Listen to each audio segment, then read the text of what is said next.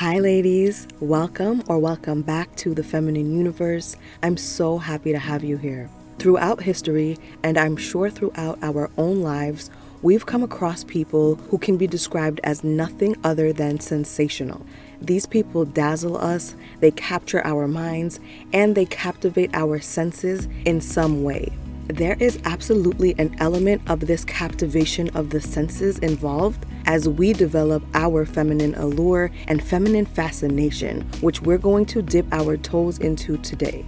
Many people tend to know and understand the power of a sensational appearance and how that stimulates our sense of sight. But for most people, it stops there. Somehow, it seems to constantly slip people's minds that we have 5 senses, not just the one. And that explains why sometimes the people who go down in history or stay in our minds aren't always just the ones who are the most good looking. Learning to engage all the senses, or at least multiple senses at a time, is the difference between being the type of person someone simply meets or being the type of person someone experiences. They won't walk away specifically thinking, man, that girl just engaged so many of my senses, but they will know that that's the most engaging interaction they've had in a long time and want more of it.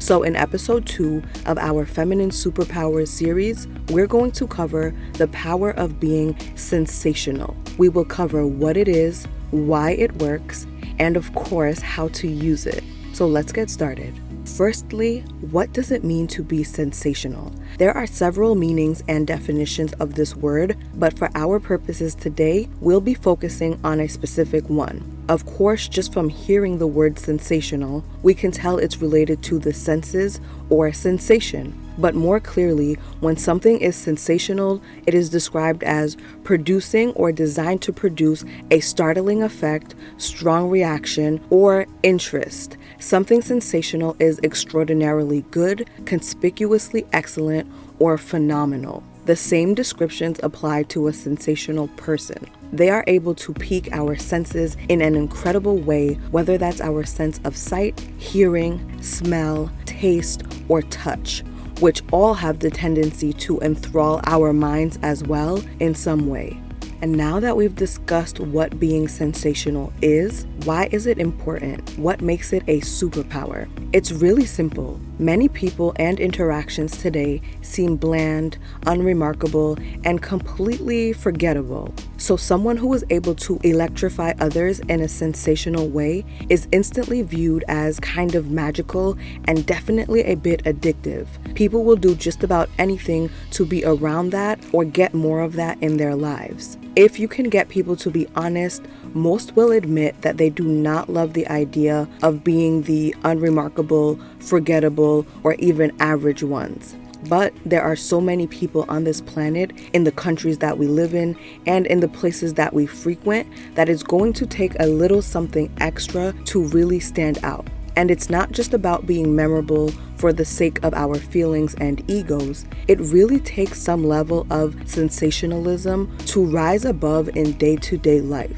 Think of a practical situation like a job interview. What's going to be the tiebreaker when your education, experience, and credentials are all the same as the others being interviewed? Or if you own a business, why does someone want to work with or sign with you rather than someone else offering all the same services, someone who sounds just like you on paper? Thinking of it this way, we can see how this ability to be sensational can be beneficial in everyday life, from work to social interactions and to romance. It is a superpower simply because not many people ever develop this ability to really engage the senses of others. So when you come along and you're able to make people feel themselves come alive because you're engaging all of them and not just one dimension, it seems like you have this otherworldly ability. This is why you'll notice people always want to be around sensational people. Anyone who has it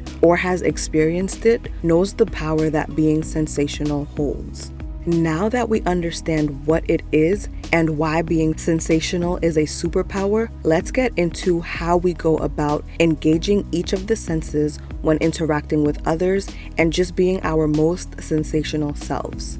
Let's start with the sense of sight. The most obvious way to appeal to sight is, of course, with a great appearance. Choosing to show up as our most attractive selves will always be pleasing to the eye and make others more receptive to us. We've covered a lot of things on this channel that we can do to be more attractive that have nothing to do with the genes we were born with. Physically, this includes things like well-styled hair, white teeth, being well-dressed, being our most physically fit, and so on. We can also create interest for the eye by incorporating things that aren't seen every day or that are just a little less common, because sometimes it can start to seem like there is a bit of a uniform to what styles are in and what kind of clothing everyone is wearing. So if everyone is most likely wearing jeans to an event, a dress will stand out. In environments where people tend to wear more dark neutrals, wearing a striking color like yellow or red or even a stark all-white look will stand out and be pleasing to the eye.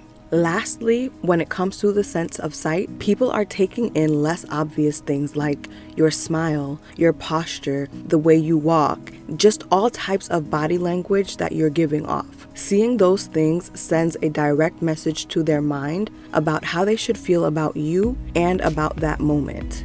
Next, let's talk about appealing to the sense of hearing by being pleasant or enjoyable to listen to. This one is really underrated sometimes, but holds so much power. I'm not saying you have to train your voice to sound a certain way if you're not into that, but just by focusing on speaking clearly and at a comfortable pace and volume, that will make a huge difference in the way what you're saying is perceived and how pleasant it is to listen to you. Also, think about what kind of information you're sharing. If you're always complaining about the world, about life, about how much things cost, and it's just all doom and gloom, even if it's true, that negative sentiment gets associated with you. But if you spread positive information, solutions to problems, and complimentary words, that is such a great way to appeal to the sense of hearing. Also, try to incorporate more illustrative words that paint a picture, create imagery, and take the mind on a journey. There's a perfume that I was recently describing to someone, and I said, I think this is what the garden in heaven would smell like.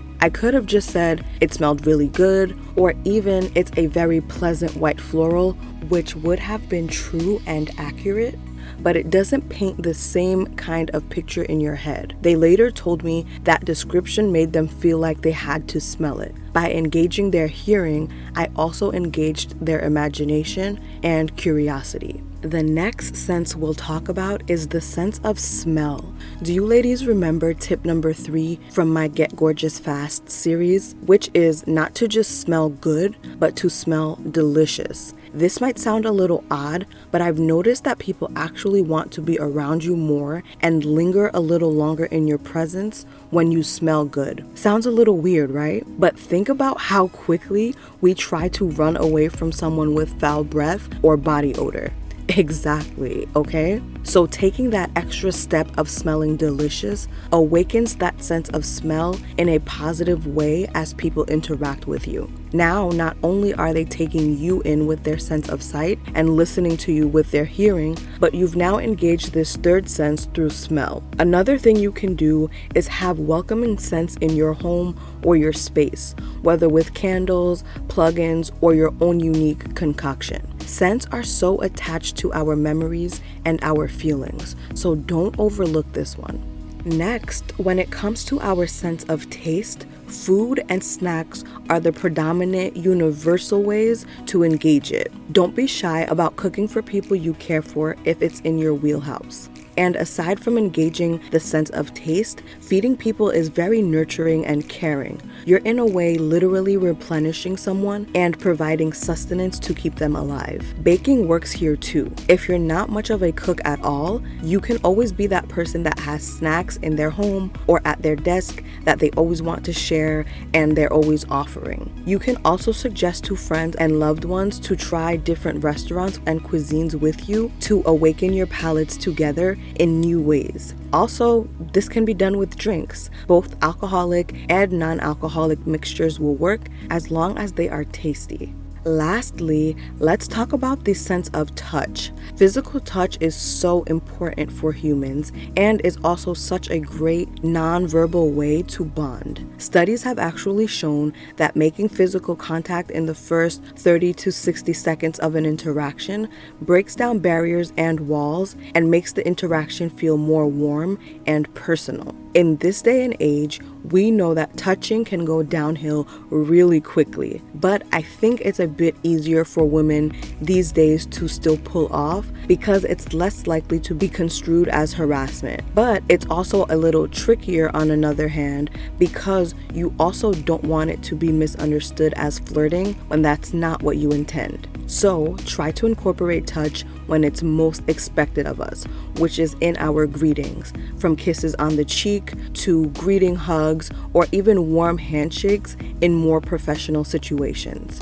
During conversations, stick to touching safe parts of the body like shoulders or forearms. High fives and fist bumps are also great for this. Also, especially when it comes to men, stick to touch when you're around others and in groups. So instead of it being seen as flirting or treatment that is unique to them, they'll be able to see you doing it with everyone in the group so that it is understood and established that you are just a warm, welcoming person. Going forward, you can choose to focus on engaging one or two of the senses when interacting with people, especially if there are particular things that just come to you more naturally. Or you can choose to be extra sensational and tap into a little bit of every sense, or at least as many senses as are realistically possible in that given situation. On a final note, remember that in order to feed the senses of others, I think you really have to feed your own senses as well. Look at things that are pleasing to your eyes,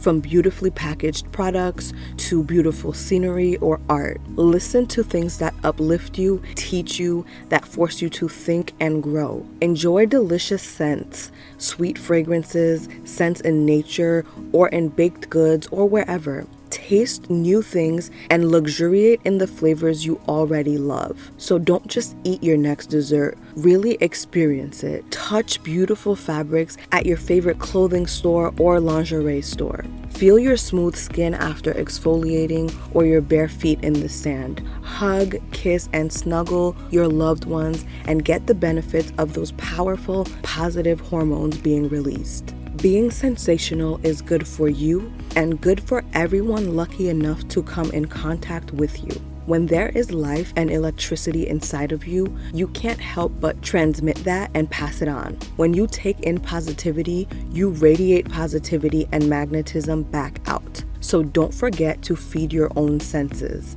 So many of us are wandering through life numb and just getting by. This is your sign to not just live, but experience life and pull others out of their numbness while you're at it. Don't just be another meeting, date, or interaction. Go out there and be a whole entire experience. Go out there and be sensational. Until next time, ladies, stay feminine, stay focused, and have fun.